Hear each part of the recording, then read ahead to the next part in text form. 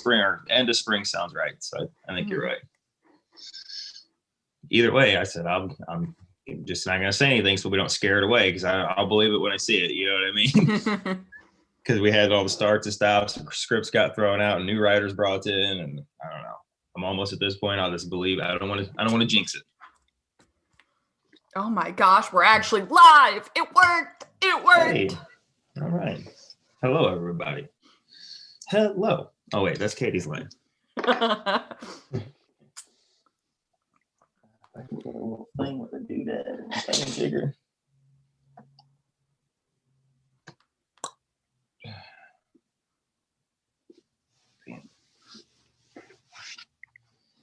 Oh shit! About fell over. I'm copying the link. Sure. We got to do the Twitters things, even though I've been terrible about sharing episodes on Twitter recently. It happens. I've been majorly decrementing my Twitter usage, and so I forget. Yes, it makes things makes your life a little brighter, and I think anyway. Yes. There's not so many black clouds that just happen to find you that way, you know? Yeah. Oh, definitely.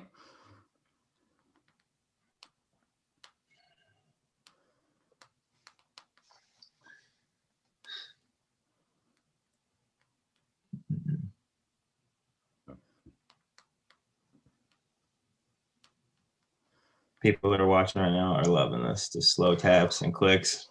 Yep. I mean, I can keep them enthralled and entertained. For anybody that wasn't watching SCS, this isn't Star Wars related, but look at this obnoxiously big ass book I got. Look at this, Katie. Obnoxiously big, right? But man, it's got some badass artwork and stuff in it. And like I said, I know it's not Star Wars, but come on, and Jim Lee. And Jim Lee is one of the greatest artists of all time. So I just thought that was really cool. And my 4-year-old thinks it is so cool. The book is huge. A big book. I got my hard copy. Did you? Yep. No special pages. No special pages in this one, but there is a sneak peek of the next one, of the next young adult book. So. Really? Mm-hmm. What's the next adult book coming out? The Rising Storm by Cavan Scott. Cavan Scott. See, I jumped in when you and Taylor were going. I came into the chat at the very tail end of the episode when you guys were talking about it when I got back, and I heard you guys talking about it, and you were naming all these other things, and I was like, wait, I thought Cavan Scott had the next one, but I forgot. You're right. They come in adult, middle grade, and then young reader, right? So they're kind of fluctuating and staggering their releases, right? Yeah. So the next one is by Justina Ireland, and it is called Out of the Shadows. Okay. And I think that is that the young adult? Is that a young adult or is that middle grade? Okay, yeah, adult is Cavan Scott. Okay, I got you. And when does Cavan Scott's come out? June 29th. June 20th. Okay. All right. Well, I'm ready whenever you are. People that are watching are going, what is this? The show? Or are they just chatting? You guys are you're seeing how the butter's churned, guys. Yep. You're seeing how it works. Okay, we gotta record first. Recording is important. Sure. All right. Let's jump into it. Let's do it. And 3, 2, 1. Hello, everyone, and welcome back to another episode of the Star Wars Alliance podcast, your home on the Geek Ultimate Alliance podcast network for any and all things Star Wars. I'm one of your hosts, Katie Rentschler, and with me, as always, is Nathan. Nathan, how are you doing today? Still getting used to Rentschler. I was expecting. I'm still waiting for Katie Gilstrap, but I'm getting there. Other than that, I'm doing good. It's been a while since we talked a little wars. We got a little bit of stuff to get into. No, it might be a short, sweet episode, but I'm ready to talk about it anyway. Yes. It snowed last night. I was so excited. It snowed here for me too. And right now, I got up this morning, and as of an hour ago, my phone said 1 degree. 1.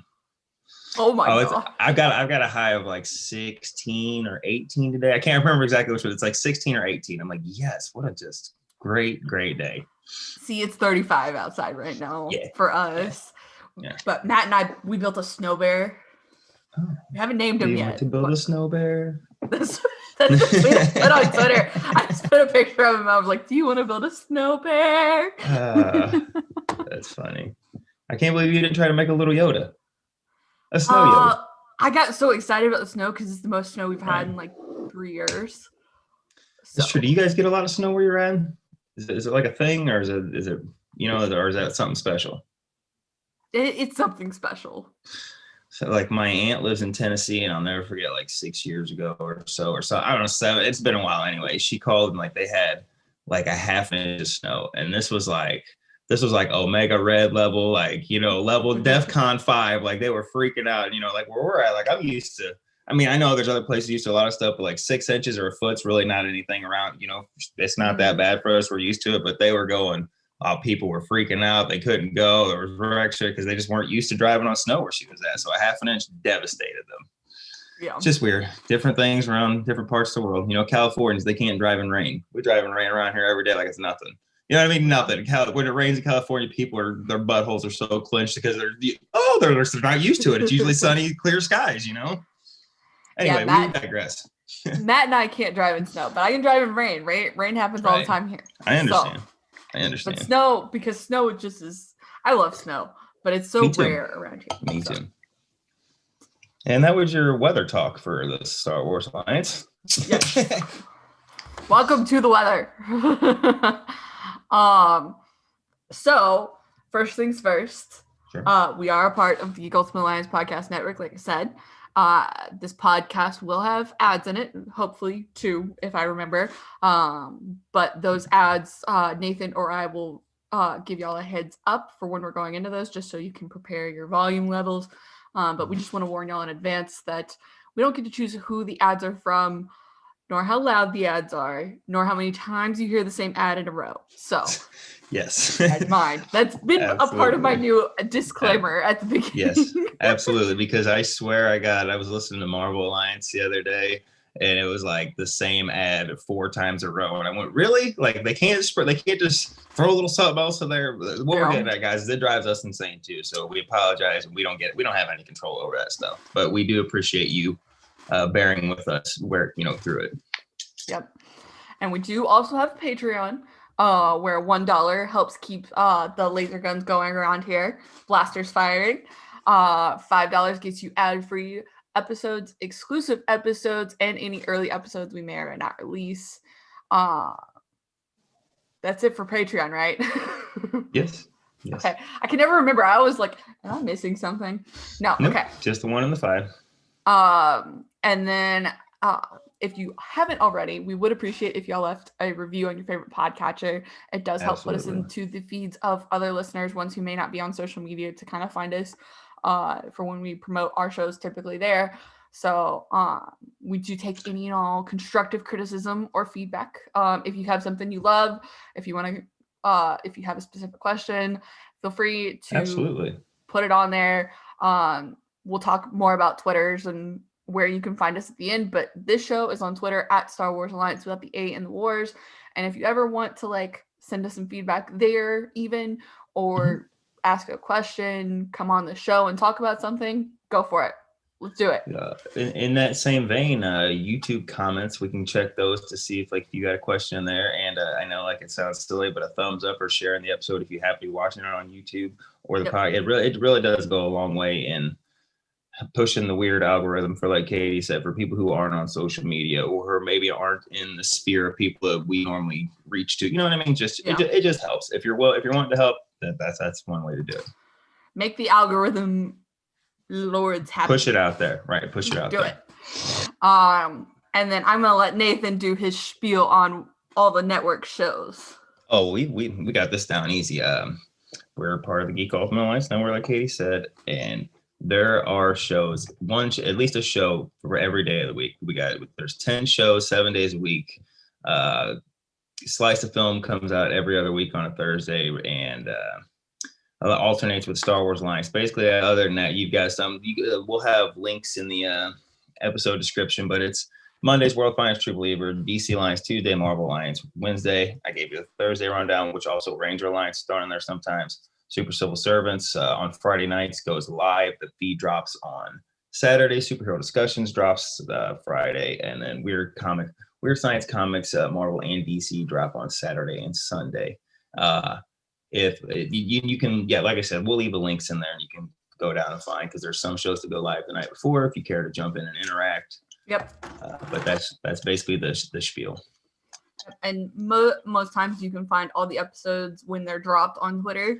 But Yes. if you're interested in seeing the previous episodes that have been dropped, just scroll back in your podcast feed. We all drop on the same podcast, technically on the podcatchers, so they're there. Absolutely.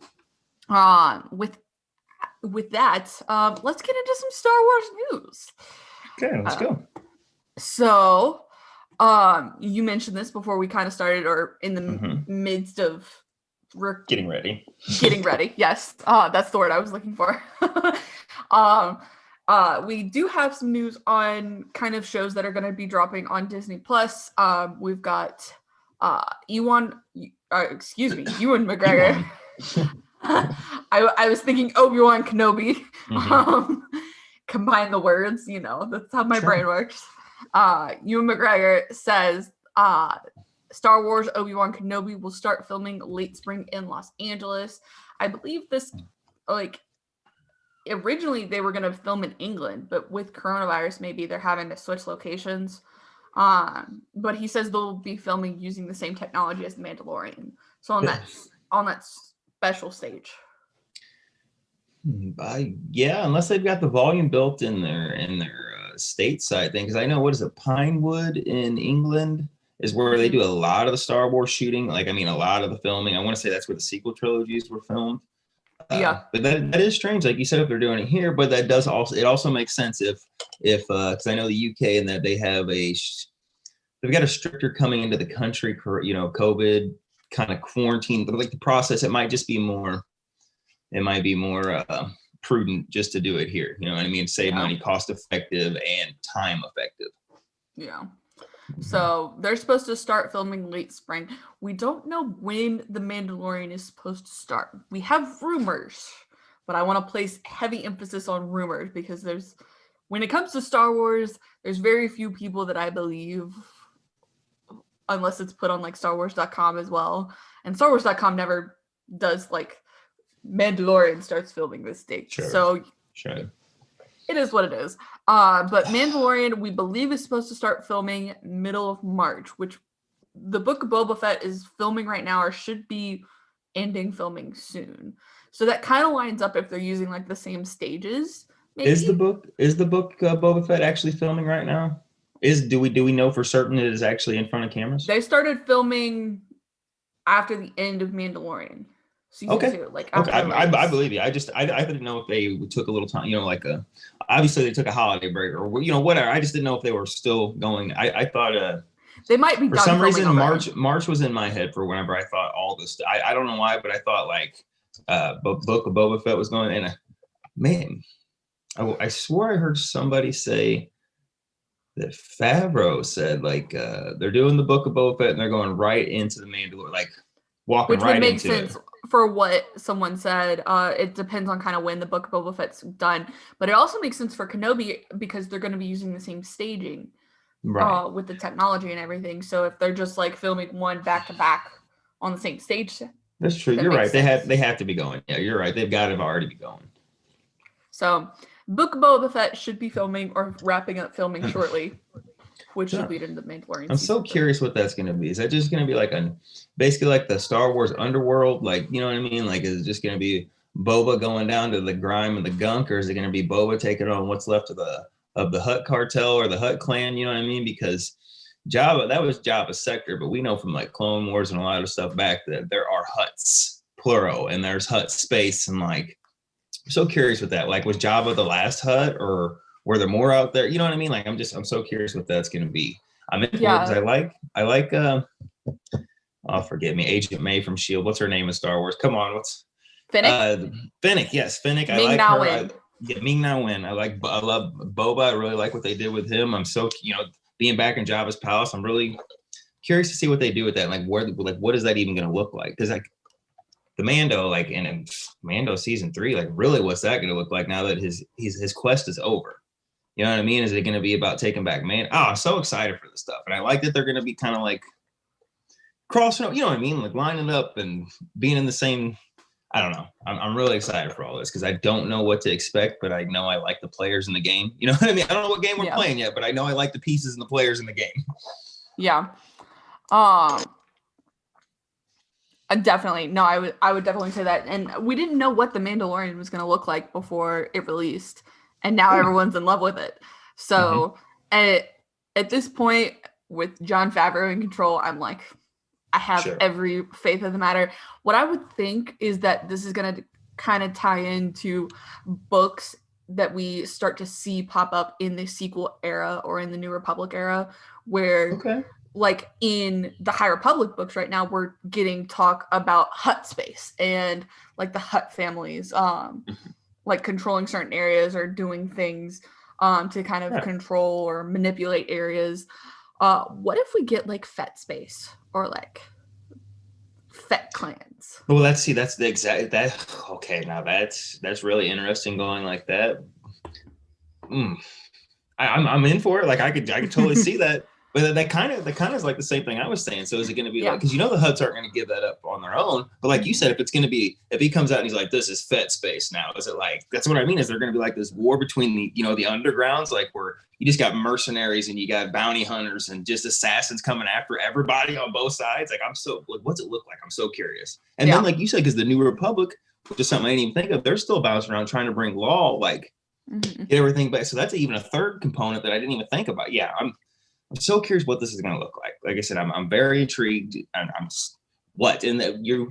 didn't you say they're writing a Mandalorian book, like an actual book to tie in with the series? That comes out in November currently of this year. So you might be onto something with saying that they're going to have kind of more material tie around, the book ties or whatever with these shows. I forgot all about that Mandalorian book. Yeah.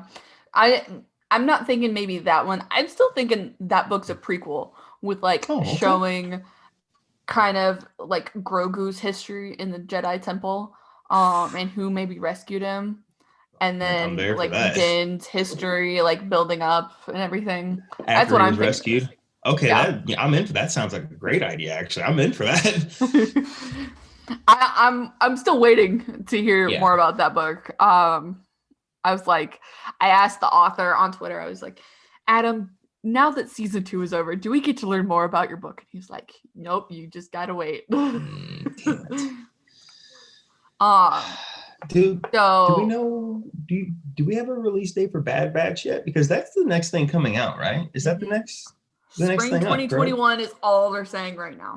So that's still what they're going. There's no nothing, because I know there's not been another trailer, and I just didn't know if there was anything that came out with a release date or a month or anything, but so it's just, they're still just saying spring, which is, this is like been the bad thing about the Disney Plus shows and not having like release dates published ahead of schedule. Like, and maybe they like learned their lesson, because originally they had release dates attached to like the Falcon and Winter Soldier, WandaVision, and then coronavirus hit. You're right. Delay stuff.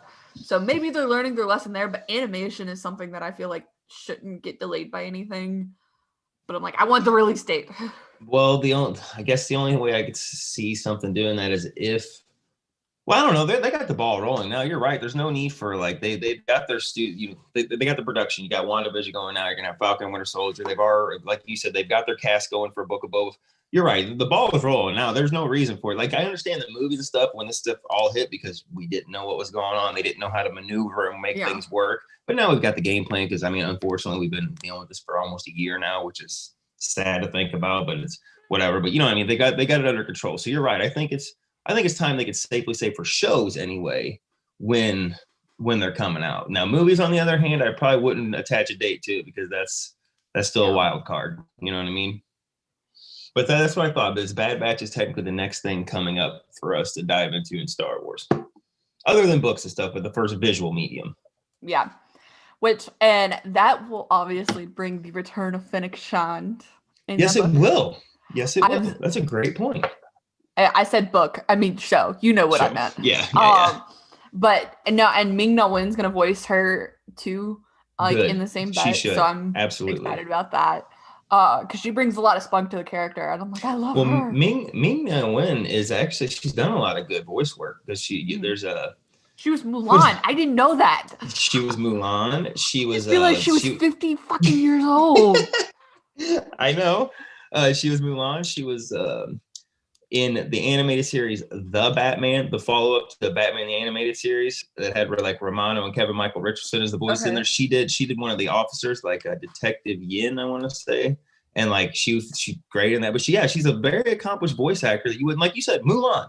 Like she was Mulan. I grew up with that whole movie and all that, never knew that. You know what I mean? Yep. And then that makes me happy because she's got the chops for it. Keep her voice in there. And I'll tell y'all this. When people said she was Mulan, I had absolute confidence that she was Mulan. Like, she looks the part and everything. Yeah. I thought she was Mulan, like, in the new movie, the live action one that just came out. And I'm like, wait, she was the animated Mulan? Ah! I need to see the new one. My sister-in-law raves about that movie, talks about how good it is. My father-in-law, I need to actually sit down and watch it because I know my wife would like it. We just haven't. I don't know. That's neither here. This isn't the Mulan Alliance, but I need to watch because I like the actress that plays because she was in Game of Thrones. She was also was it in Iron Fist? So like I really like her as an actress. So like I need what I'm getting at is I need to sit down and watch that movie. Yeah, I need to too.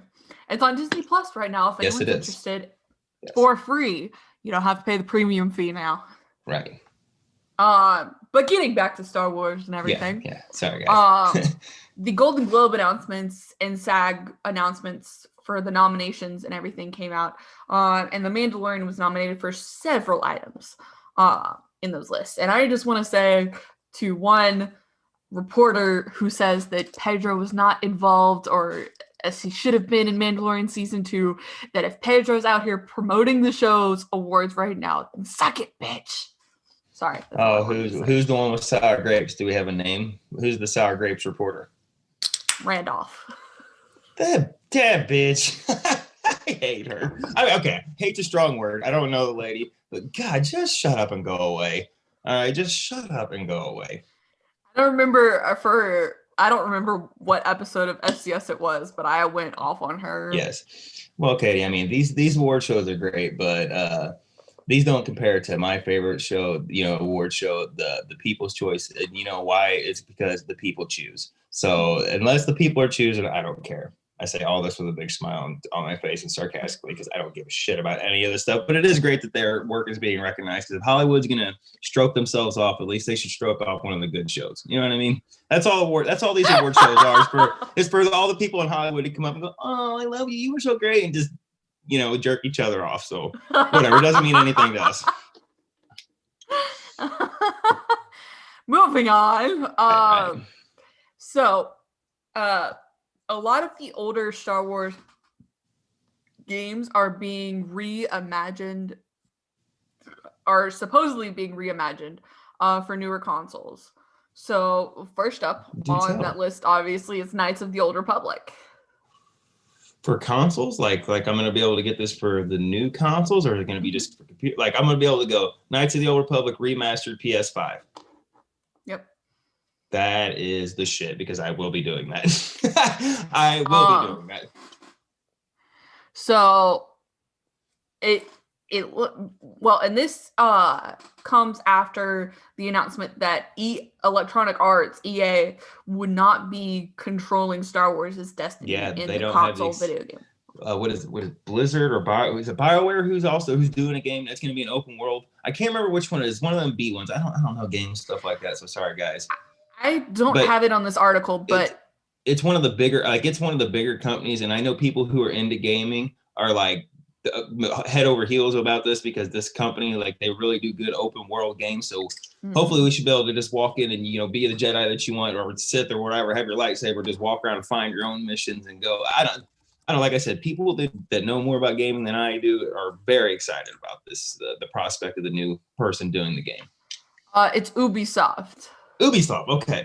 Yeah, like I said, people are happy about it, and especially because EA has really blundered a lot of stuff with the microtransactions and games that just aren't as good, and they just haven't been up to par. But people did love Fallen Order, so they didn't. So at least Star Wars, they weren't stupid in Disney. They were like, we'll let you guys do You can do Fallen Order 2. Okay, you can do Fallen Order 2, but you don't have the exclusive license anymore. We're going to branch this shit out, which I think is actually a good idea. It's better for everybody that way.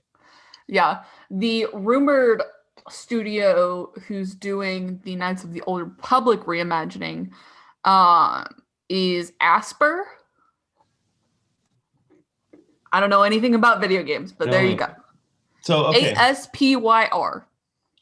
Reimagining. So I wonder if they're just going to take the concepts and like put all the stuff in the High Republic era, or if they're going to like, obviously you got to do your own thing. Like I wonder, so curious. Well, I wonder if it's going to hold continuity with the old games, or if they're going to do their own, like even with the Legends, is it going to hold continuity with the Legends material or what? You know what I mean? It looks like they're going to do it and put it more in the, it says in the canon, canonical reimagining of the Knights of the Old Republic franchise. Okay. I have Revan and Bastila and Malak, and you know the Sith Emperor, and I want the Sith twins. Like I hope they have all that in there. Well, and it still says that the original 2 games are going to be re-released for modern consoles as soon as this year.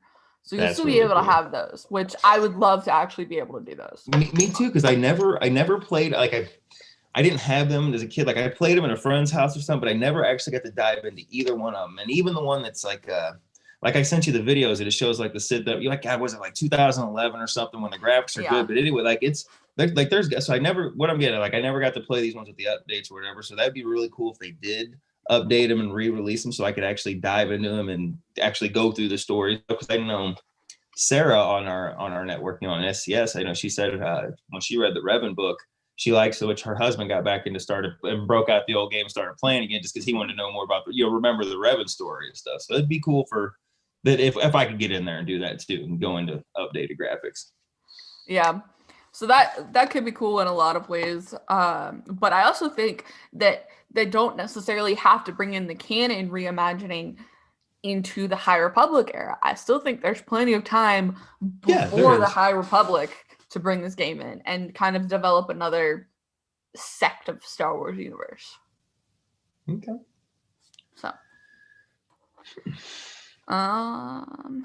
So obviously we've had a lot of releases coming with we've had 2 comics release, or actually 3. We've had 2 of Cavan Scott's Marvel High Republic comic release, both of which were very good in my opinion. I'm in love with Keeve Trennis. I need her in a book like ASAP.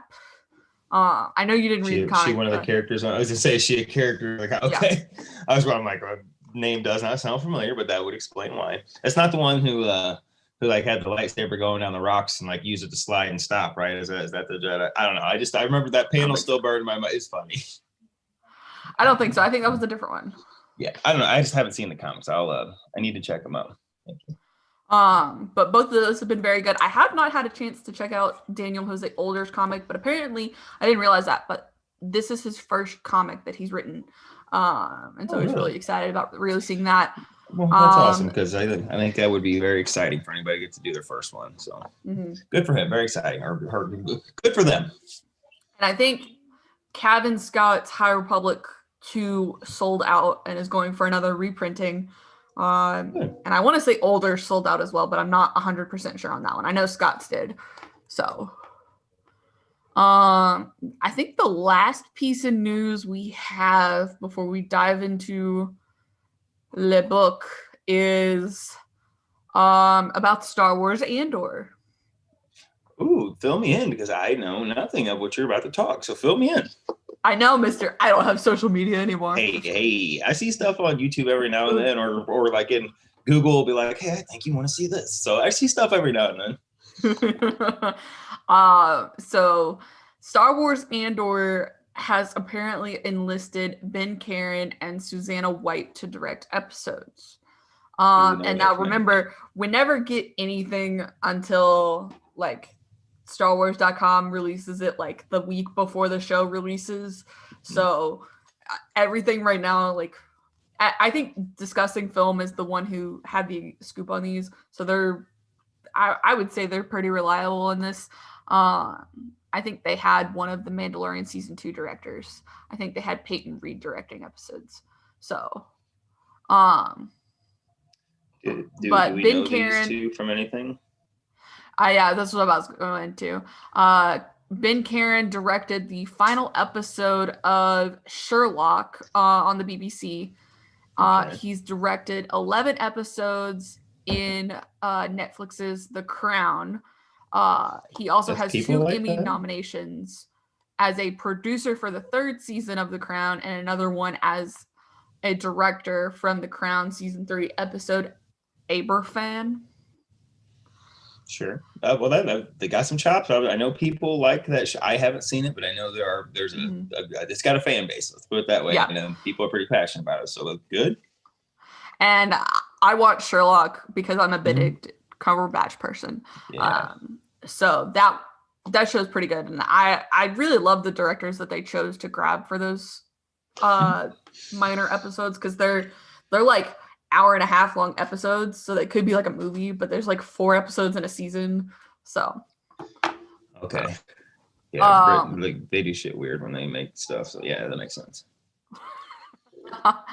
They do shit weird. They'll have seasons, it's like 6 episodes, and they'll in between seasons it'll be like 8 years, because they don't just do stuff. I'll give them credit. They don't just do stuff to do. They don't stretch the story out. They do whatever their story is, and they don't force shit. So, but if you're into something, you get like a 6 episode season, and like half-hour episodes, and then 10 years later you get season 2, and you're like, what the hell? Just very inconsistent, Yeah. Susanna White also has some Emmy nominations, both in the category of Outstanding Directing for a Miniseries, Movie, or Dramatic Special. She did a Jane Eyre miniseries starring Ruth Wilson. That was in 2006. And the other one was for an episode of, excuse me, should not have drank sparkling water this morning. Yeah, right. Generation Kill. She's also directed episodes of The Deuce and Billions. Never heard of any of those. Both people like Billions, and I've heard of The Deuce. They're not like your super duper popular thing, but I've heard of those two, and people like them, so that's a good sign. And Andor is filming right now. I believe it's filming in England. And it will debut in 2022 at some point. We don't know when. The assumption is spring. It's probably a good assumption. I believe what the assumption is now is that it's going to be Andor in the spring, Kenobi in the summer, and then Ahsoka in the fall. Missed opportunity not to call Kenobi Old Ben. And not even Obi-Wan Kenobi. It should be called Ben Kenobi, because Obi-Wan technically was put to rest at the end of Revenge of the Sith while he went on his mission to hide. He was the crazy old Ben. Because Luke says, I wonder if he means old Ben's Ben Kenobi. He's just a crazy old guy. I don't know. That's neither here nor there. I just think but it's also branding. So but at the same time, who doesn't know what you see Kenobi, whether it's Obi-Wan or Ben in front of it, like you automatically know what Kenobi is. I wonder if they're just like scared, like, oh, we can't put old Ben. People are like, who the fuck's this old Ben guy? I don't want to watch something with some old Ben. I don't know. That's what I think it should be called. And I lied about that being the last piece of news. The site that I'm on, Star Wars News Net, just posted another rumor, like literally just now. So Merry Christmas, y'all. You can be the first to hear about this, maybe. Well, happy Valentine's There's a Day. rumor going around that there's going to be a new Star Wars shooter released this year. Like, what kind of shooter? Interesting. Well, they probably don't have much detail if it's a rumor, but still, that's very, very interesting. It says, okay, so the source says the project has been in development for more than 2 years now. It's something closer to Star Wars Squadron than EA's other Star Wars AAA releases. It's a shooter, but it could be first or third person. Releasing on all major platforms in Q4 of 2021. And it's being built in Unreal Engine 4, which is game engine. So it's world development tool that game developers use to stay consistent in their releases. But that was also used by Fallen Order. So I know that it's like not super duper popular people, but I really enjoyed Battlefront 2, and just like the kind of the Call of Duty, just like the open battle, your teams. You got your people on this side, and on that side, if you got enough points, you could build up and get like Vader and Luke and all them. I think they should do a third version of that because, man, I mean, look at Call of Duty. They make a living off of people just loving to run around in that and play online like that and stuff. Well, do the same. Like people may not have liked the story on the game or this or that. It might have had its glitches, but there were people I never found. I always had matches playing and stuff with people, and they were loving it. So do the same thing and cater to the Star Wars fans. You could do the same way. Because like I said, I think it was a really good being the Stormtroopers or the Rebellion or the clone troopers going against battle droids. It's just fun. It's just fun. Yeah. What the last thing that they said was that it could be a spin-off kind of Battlefield 2, but explore Inferno Squadron. So Iden Versio, let me scroll right down. Okay. So Iden Versio, Admiral Versio, and Del Meeko. So it could be something very close, I would say, to what you're saying. But I would also be interested in that because I think Iden Versio is a great character. So really interesting. I played through the storyline of Battlefront 2 and really liked it. And I enjoyed the characters that I got to be, and like playing through the story. And I beat it. I went all the way through and beat it. So yeah, I enjoyed it. I enjoyed her character. Yeah. But with that, shall we take an ad break and then dive in? So we shall. Y'all, we will come right back. And 3, 2, 1. And we're back. YouTubers, thanks for bearing with us through the podcast magic. Right. But now, let's dive into Claudia Gray's entrance into the High Republic, shall we? We're going to be covering chapters 1 to 13 because this book came out literally 4 days ago. So 4 or 5 days ago, something in that range. Mm-hmm. I can't math. That's okay. I was told there'd be no math, as Greg likes to say.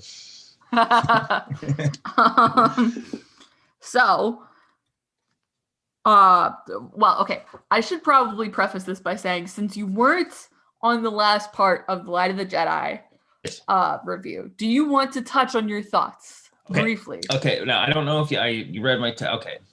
I did enjoy the book. I liked like it focused on that crisis and you had your countdown to it or whatever, like we talked about her going. Towards the end, I mean, it was fine. It was good. But man, that like 2-page manifesto from the Chancellor and all that, like, I'm going to try to say this without sounding like a dumb hillbilly.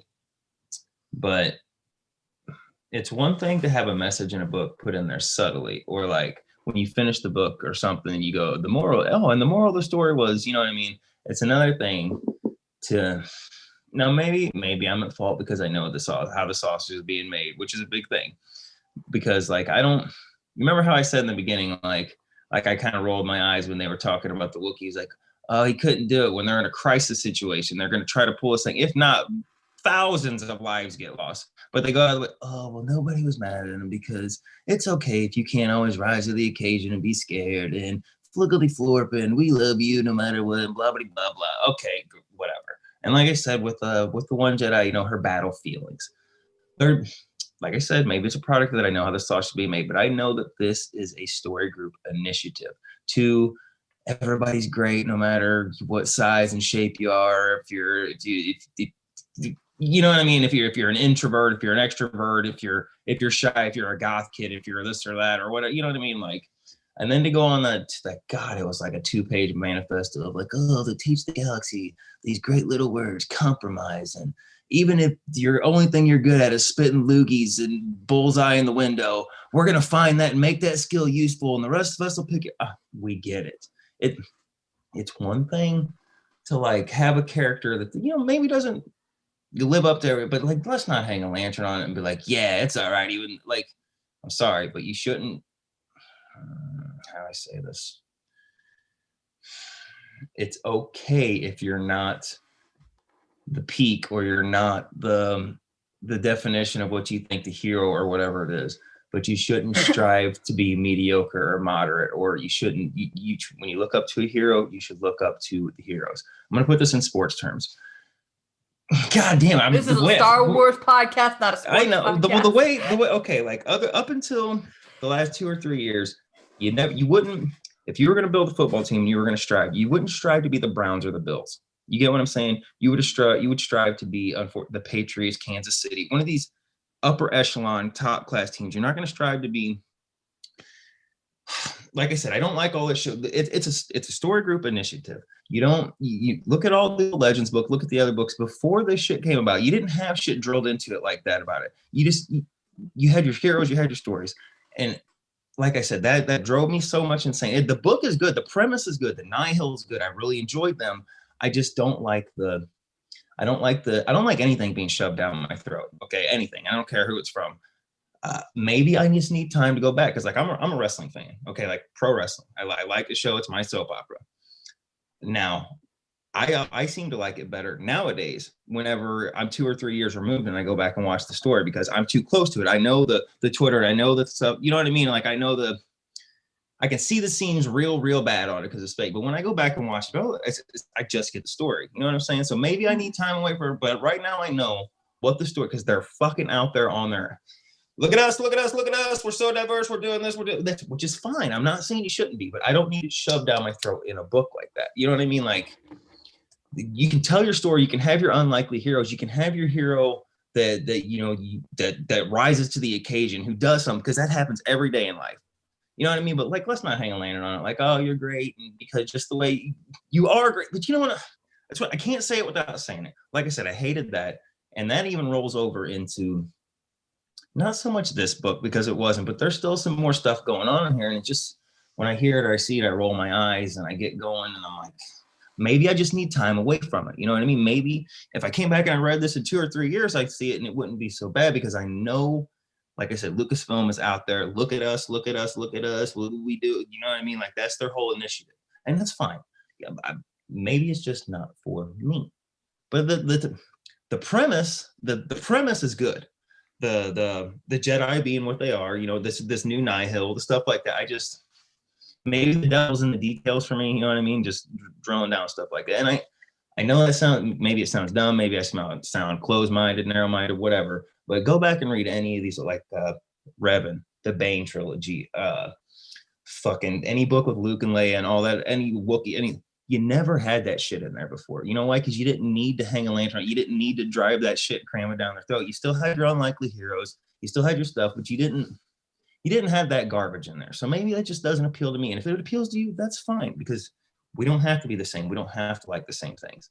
And that's totally fine. We can still be friends. We can still talk about things. We just don't happen to like the same taste and that kind of stuff. So maybe it's just me, and this initiative by Lucasfilm and the story group just isn't for me, because I see the scenes and I don't like anything being shoved down my throat, period, by anybody. Even if it's stuff I like, I don't want to shove down my throat. So that's my piece. And I hope I articulated that good enough without just sounding like some dumb redneck or hillbilly or you whatever. Articulated that better than your text 2 weeks ago, so. Okay. But I would argue, like, I'm in love with Reath sure. Silas, because he's mean. There's some good. There is Reath, like, okay, Lord of the Rings is my favorite trilogy of all time. Lord of the Rings, love Samwise Gamgee. Don't give a shit about Sam before Lord of the Rings happens, because he's just a gardener and he likes to eat and read books and stuff like that. Don't have any fucking interest in a prequel on Samwise Gamgee, because that's all he did. Now, when he gets the call to action and go, yeah, I do like Sam, but like he's basically Samwise in this. He is Samwise. He's I'm gonna stay around. I just want to eat. I want to retreat in my books. I want to stay in my safe little corner. Like, he knows how to do stuff. And then he gets the unlikely call to act. It's basically like beginning of Lord of the Rings meets Event Horizon. You ever seen that movie from the 90s? It's a fucking horror with like Dennis Quaid and Perry White. Come on, what's his name? From Perry White from Man of Steel. Come on.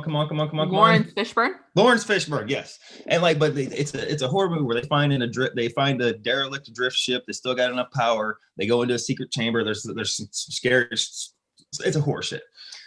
Basically, like I said, he's good and I like him, but I don't need to hear about how much like he whines that he wants to go to Coruscant and stuff like that because he wants to get back to his library. And I don't know. He's a good character. Like I like when he puts order into them. One guy, you know, they're trying to steal who we find out. Oh, actually, I don't know if that's in chapter 3, but we find out more about her later. But they're trying to steal her, and he comes up and he lays the law down. You know, I'll tell you no, and like chops the dude's arm off. Like I like all that, but like I said, maybe this just isn't for me. There's parts of the book I like. There's parts that the first 2 chapters were a slog for me. I had to push myself to get through them. I don't know why, but I did, and it got better once we got all the Jedi together, and we got onto the. You know, when like the derelict ships, it did get better. Like I did like the mystery of like what's on this ship and the kind of like, ooh, the horrors. You know what I mean? Like there was parts of it I liked, but it didn't necessarily. It hasn't just hooked me in. You know what I mean? Where I'm like, I can't stop turning pages or I can't stop listening. You know what I mean? It hasn't done that. The characters are good. I don't know why, but I liked the one guy that got killed in the flash of light that turned, you know, by little ring thing. For whatever reason, I liked him. Yeah, I didn't need them to hang a lantern on Mr. Oh, I'm asexual with my beads out and my fancy weird way I dress. That's like, the Matthew McConaughey character. Asexual Matthew McConaughey. All right. I'm just like, whatever. Like, that's cool. Like I said, it's just now maybe, like I said, maybe I'm officially getting old, but like you never had to say shit like that in books before. You could have been like, you're safe with me because I'm not going to touch it. You didn't have to go on a whole thing. Well, I don't like, you know, I don't particulate. I've tried it. It's not for me. And I don't do sex. And I just like to talk around. And I think maybe it's not for me. I think that's the difference between like a book and a movie, because like this in a movie would have been a lot more concise. Wouldn't have had like probably the beginning. It would have probably started out with Reef going on the ship, but kind of like maybe some backstory, like with a speaking in his head.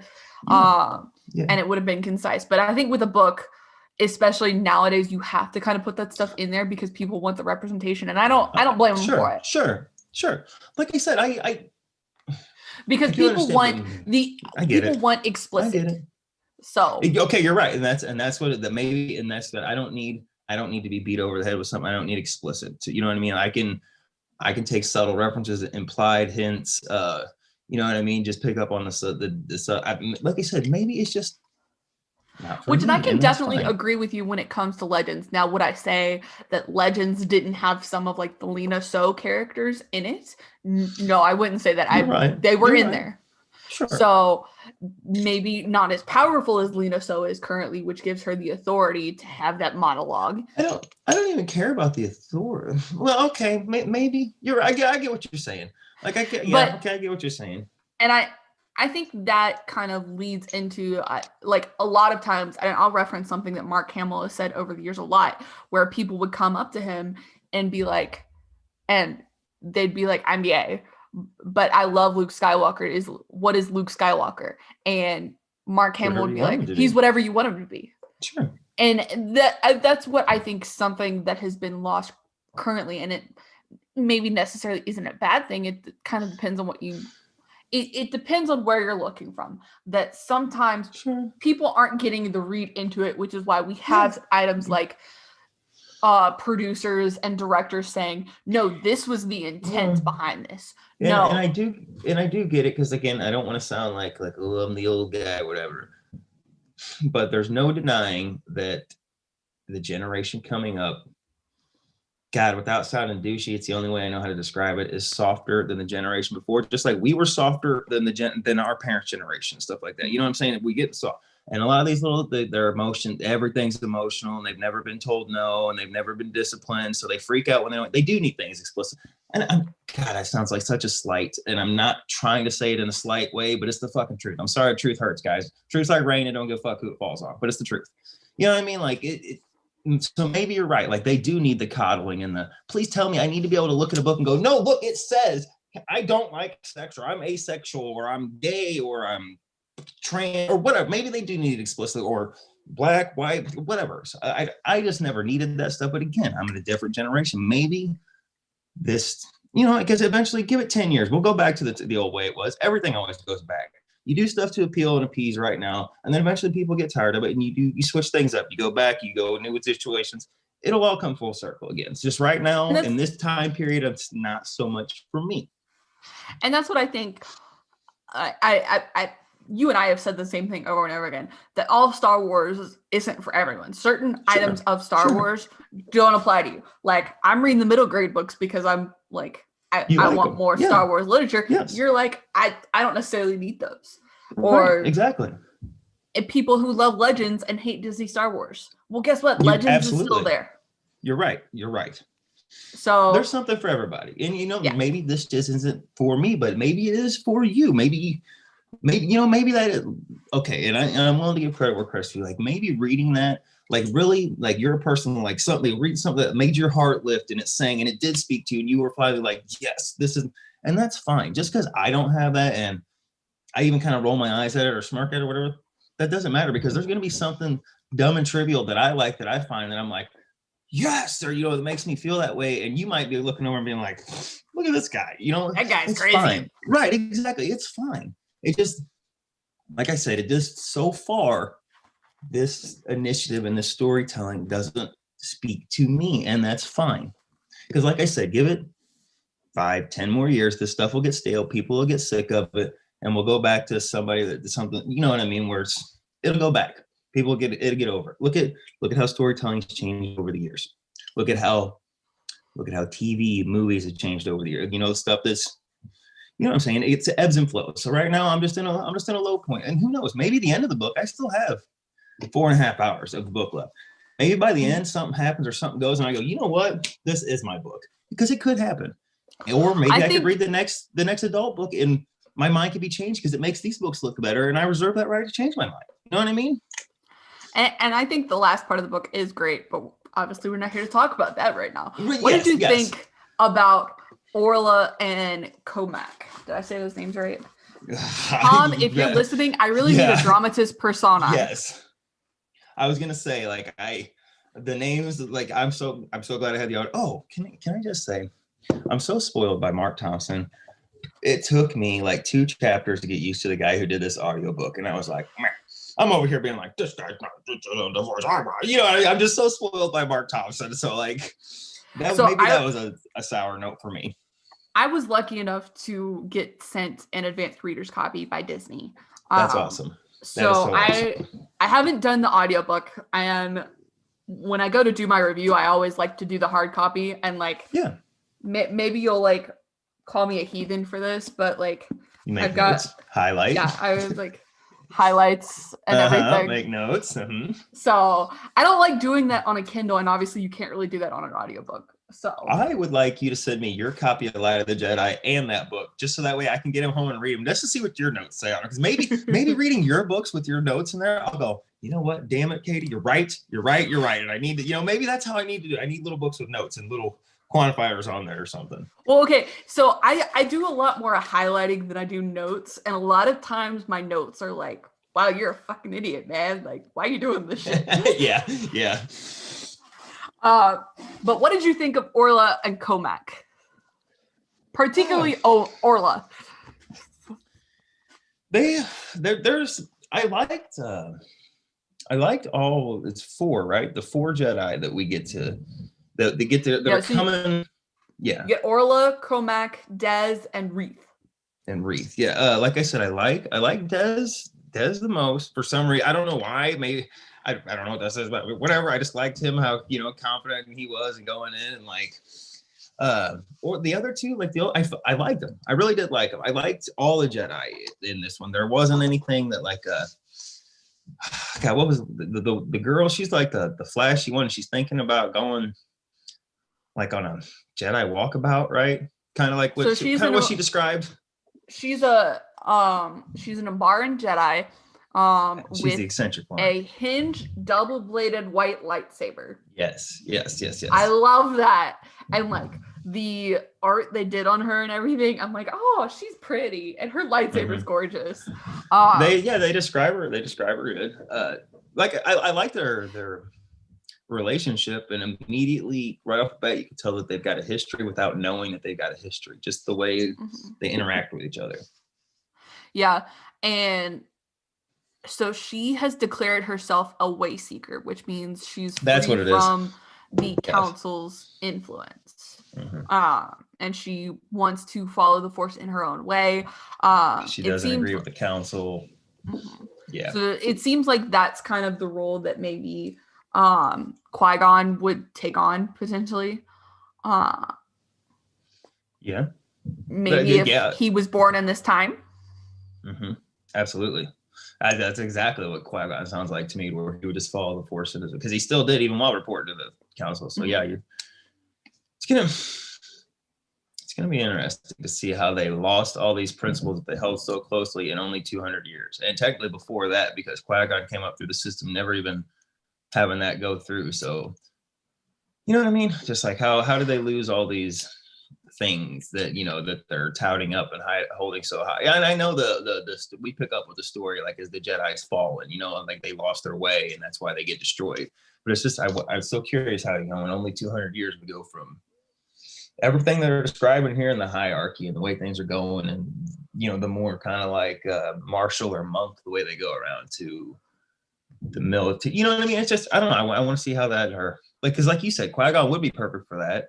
And he knows nothing about that, and it's only by the time he's a Padawan, so and a youngling, he's probably only been 160 years or 50 years. You know what I mean? Yeah, and like it's interesting to see, because I mean we have a lot of references to multiple Jedi temples here, whereas when we get to the Phantom Menace, there's only one, and it's only on Coruscant. It's the one on Coruscant. Yeah, because we know in what is it, like Rebels especially, well, in a little bit of Clone Wars, they find old ancient Jedi temples and places, so they were abandoned or left. So like, you know what I mean? It does make me want to know, like, what happened? Like, where was the switch flip? What was the first temple to get abandoned? What was the second? So Yoda knows all this, and especially with him being there, like, how did he let it fall so far and bringing? I don't know. That's a whole nother story. I've been saying for years, I feel like the Disney group has an initiative to like just tear Yoda down and make him an idiot, and like he's just the worst of the worst. But that's just my opinion. Well, right now we've only seen 200 years of his life, or 200. Oh, yeah, you're right. Yeah, you're right. I know. I'm just saying. I guess because what is it in Master and Apprentice, and I want to say in Dooku Jedi Lost, like Yoda's kind of arrogant about stuff, and like, and like, I don't know. It just seems to me like there's an assassination or a hit out on Yoda in the Disney group to like make him not so like, oh, Yoda's the greatest. It's kind of like, yeah, bring him down a couple pegs. Maybe that's Let's be real. Master and Apprentice wasn't that great. So yeah, let's be real. Thank you. I mean, I didn't want to say it, but if you're gonna say it, we're gonna say it. Hey, you and I both agree on this. But I did like this ship, and it's like an ancient race abandoned the space station or whatever, that's kind of derelict out there. And the what's her name? That's with the Matthew McConaughey guy. What's her name? Affie. I did like how she's kind of like having her own little investigation, a mission of how this goes into her adopted mother. And the ship itself was like, but when they're exploring the rings and stuff, like I said, to me, if anybody out there seen the old movie Event Horizon, that's kind of what it reminded me of. Is they're going to explore the dark ship that's derelict in these rings, and then they do find something that goes, and like, how terrible is it for what's his name? Like he got vaporized into atoms, which is the hopeful best bet, or he got shot out into the vacuum of fucking space. And like, and this book has more damn in it than any other Star Wars book I think I've ever read in my life. Like I feel like every chapter it's like a damn this or damn that or damnation or something. Well, and God, I lost my train of thought. Yeah, I'm all over the place. We both are. It's fine. Because I've read the whole book and you haven't. Plus, we're only covering 1 to 13. So it's like, it's always hard for me when I read the whole book to like talk about the first part. Like I said, we're up to chapter 13, and it hasn't been revealed yet who the blue hair and the old guy are. But Did you have a suspicion when they described the ship, when they came into that space and he's like, this is the one that's giving me trouble. You know, when the 4 Jedi are around, or, you know, the 3 Jedi, you know, the 2 Masters of the Night and the Padawan, when they're all around that table, you know, and they're like, this one's the one that's giving me trouble. And they come in and they describe how the ship is built. You know, it's a patchwork. It's pieced together. It's smaller. Did bells immediately go off in your head for you? Like, oh, kind of. I was like, why would it be patchwork? Mm-hmm. And but you know, reading the book before that, though, it makes perfect sense. Whenever when you know what you know. Yeah, and I've gone back and forth. Would you think, and based on what you've read so far, because obviously we have Master Jorah Mali in this, and she dies in the Light of the Jedi. Yes. Would you have rather had this book come out before the Light of the Jedi, or stay the same order right now? I get what they're doing, but I do think it's so far, like I haven't read the end of it, but so far it does seem like it could be interchangeable. Like this one, you could definitely read this one before Light of the Jedi. But I do get what you're saying, because the whole time, like he's, you know, when I get back to my master, I'm going to tell this and that. And like you said, we read in the last book, like, oh, we know, like, oh, she did.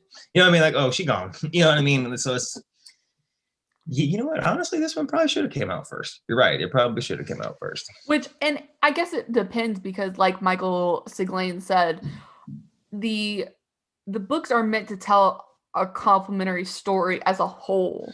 Like between the young adult, middle grade, adult comics, they're all supposed to tell a complementary story. But the young adult books all tell one complete story. The adult books tell one complete story. And they just all complement the other generational reads. I don't know what to call adult, young adult, middle grade. Like, what is that? What is that? Like, I'm just gonna call it generational reads. But overall, for this front part, what do you think about what did you think? Sorry, I didn't mean to cut, but what did you think about the visions in this were so intense when the Force is speaking to these two? It is literally stops them what they're doing and it's done. Like these are very intense visions or warnings in the Force in this book, the way they're described. Looking back on it, I definitely think that they're very interesting, and I'm excited because I'm only on chapter 2 so far on my reread, and so I'm excited to go back and kind of pick out finer details that apply towards the later end of the book. But I think it's unique in the fact that what happens to really lose that connection to the Force, because like we've seen in like the Clone Wars and Dooku Jedi Lost, like with Sifo Dyas, for instance, like he completely loses his mind when he gets these visions, and like the council thinks he's crazy. But his were coming more intense. That was almost like his Jedi ability was to only be. To me, it didn't seem like these were, because you know how like what is it, Avar, like her specialty is like battle feelings, and like I said, like you were just talking about, this would seem more like visions. To me, these seem like, let's just say they're battle specialty. This is just battle specialty that just happened to get intense because they're in proximity. Other than damn it, the guy you just said in Dooku Jedi Lost, like Sifo Dyas, he got him all the time, enough to where when they so Fast and Furious, like that was his specialty, that was his connection to the Force, you know, like, and it just drove him insane after a while. Well, that's what it seemed like. But maybe I'm wrong, but that's just what it seems like to me. What? So they're different. I'm gonna tell you that they're different. Okay. But I almost feel like the connection to the Force that these Jedi have is relatively speaking different, because they're just so open and communicative.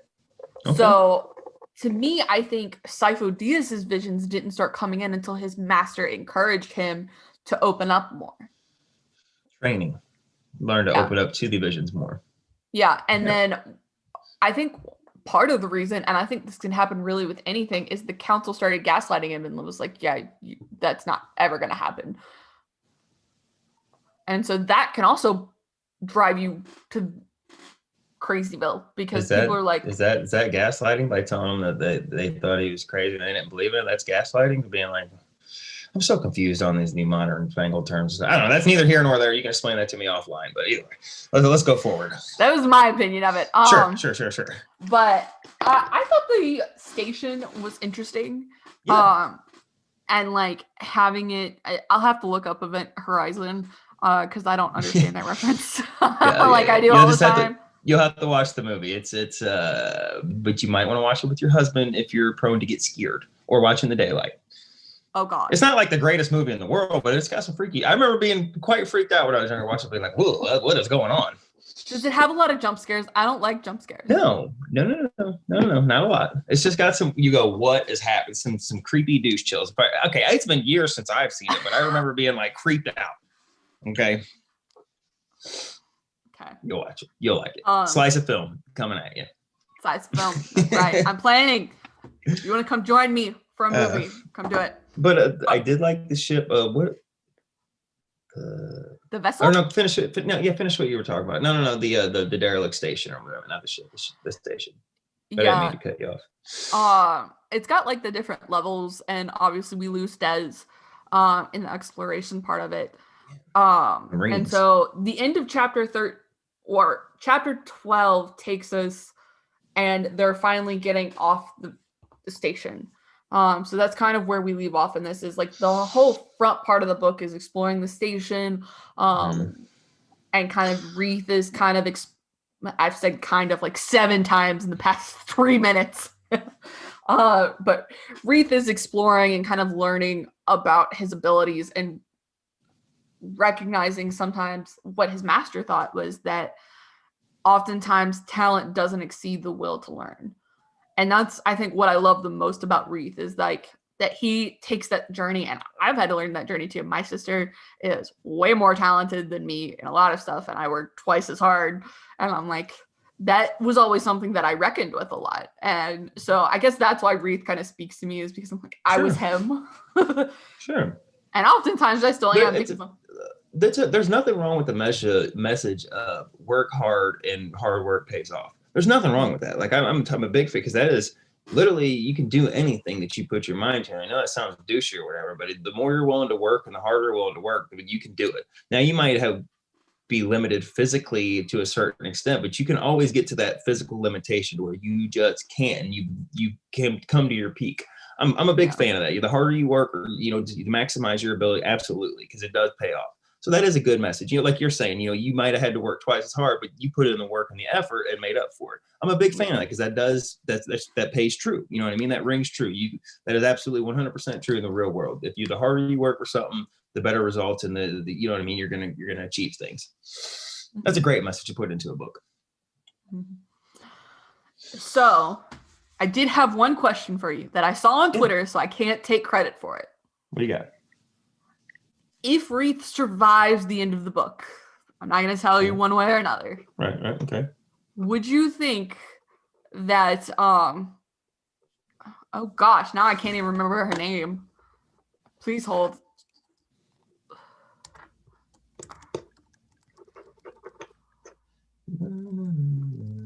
Get our elevator music going.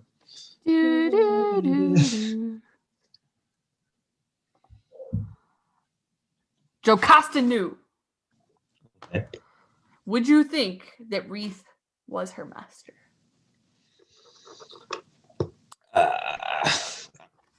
Cool. I'd be down for that, but I mean, yeah, sure. But Jocasta. Now, I haven't read a lot of stuff with her in there, but I never got the impression that like Jocasta, like youngling, Padawan, Jedi, immediately to the library. Like, I feel like she went out and like did shit and did stuff. And then like, as she got older, was like, you know what, I'm going to settle down here and collect information and put it in there. And that like, cause I don't know, in the movie, she looked like she was like, 92. So I'm imagining by like, 82. So for the last, 72 for the last 20 years, she's been just moseying around the library. I didn't think it was like, she's 21 years old and gets her knighthood. And she's like, yep, going to the library. What's up? And she just got old. She just got old in there. You know what I mean? Like, what an assumption, assholes. Like, you just think she just spent her entire life for just 62 years in the Jedi library until Anakin comes along and slaughters her, or Vader when she gets out and he comes along and slaughters her. Well, so, okay. For reference point, in 68, BBY, which is roughly 40 years before The Phantom Menace. Probably more like 30, roughly 30 years before The Phantom Menace.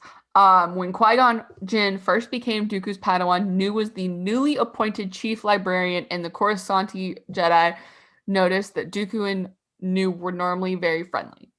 So she didn't become the chief librarian until that point.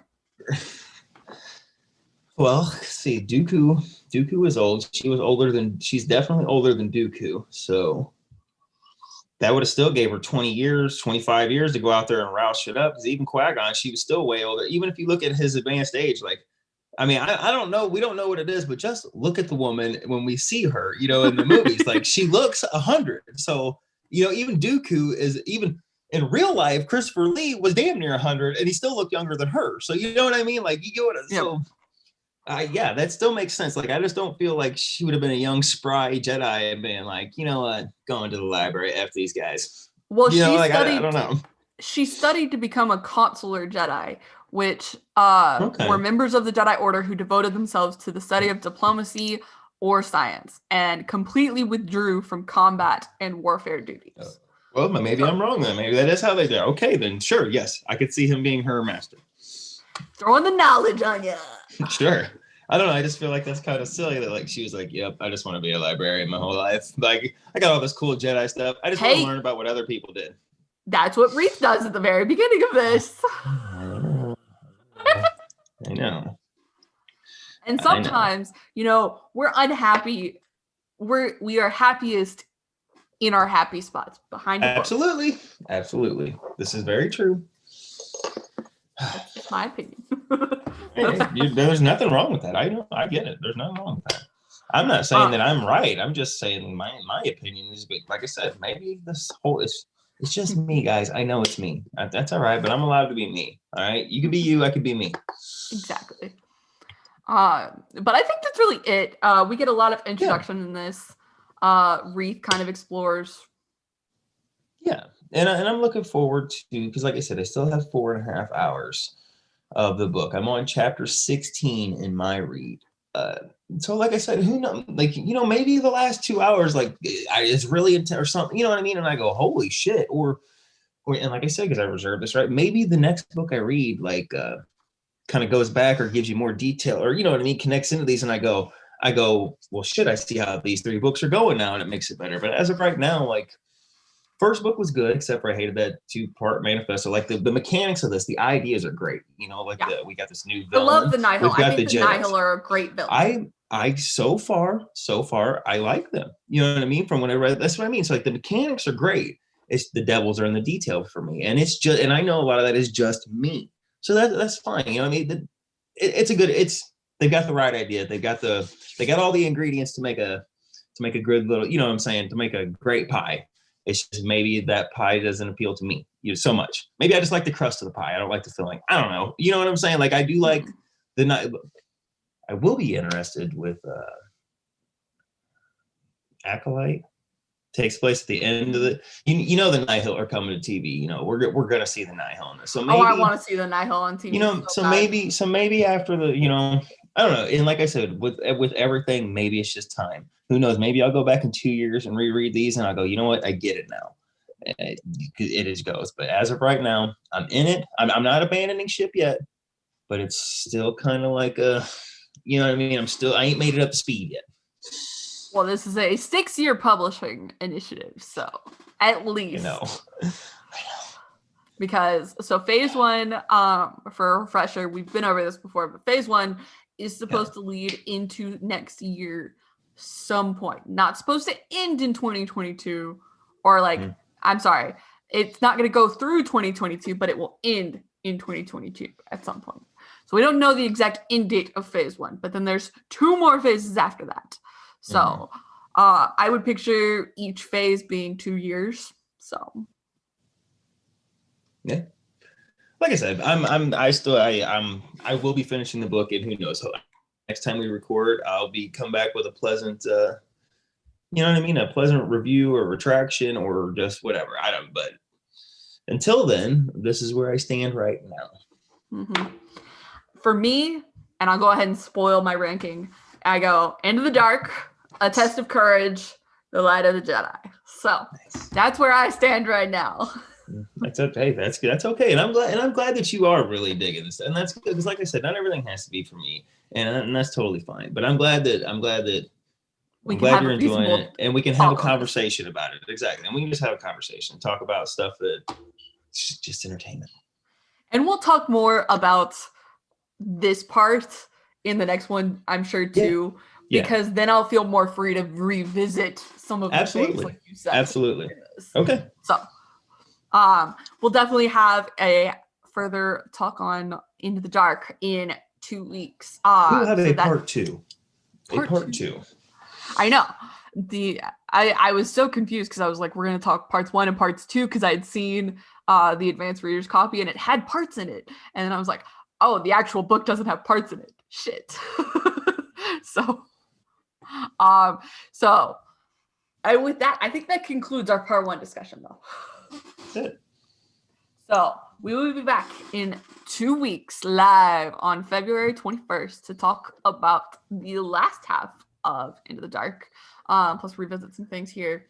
So make sure you come back, join us then.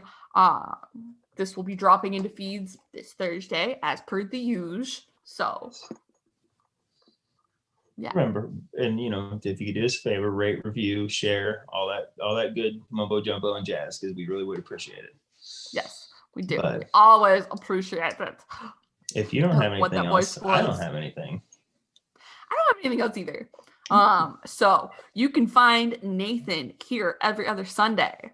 Yes, and on Super Civil Servants Live, Friday evenings at 9 fucking Eastern, and 8 Central. So yeah, and if you want to you can email any of the shows or the tweet or something, or leave a comment in one of the videos, and I'll get back to you that way. But most of the time, people don't give a shit what I got to say, because anybody that's listened for long enough, they know I do nothing but run my mouth on here, so they don't need to ask me anything because I just fucking spill it out anyway. Yeah, but you gave me someone to talk to, so sure. I don't do well talking by myself. Sure. I'm good for something. You can find me on Twitter at SliceOfKatie. The show, like I said at the beginning, is at Star Wars Alliance without the 8 and the Wars. If you've got a question about Into the Dark or really any High Republic content that's currently out, and Star Wars, or Star Wars in general, just drop us a tweet, drop us a DM. I'll get back to you. We'll cover it on the next show. More than happy to cover it.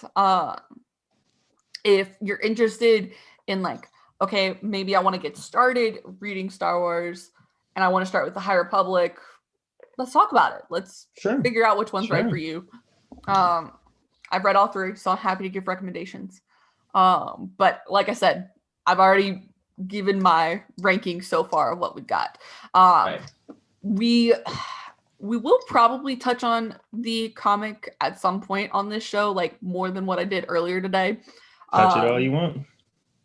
But right now I'm busy, so I don't have time to delve into comic reviews other than just reading. So that's, if you want us to talk about it though, let us know. We'll plan it. Sure. But the shows for the next 2 shows currently as it stands are Into the Dark Part 2 in 2 weeks, and then we're gonna go into Empire Strikes Back movie review. Let's talk about it. Let's talk about why I rank Empire Strikes Back 10th out of 12 movies for Star Wars.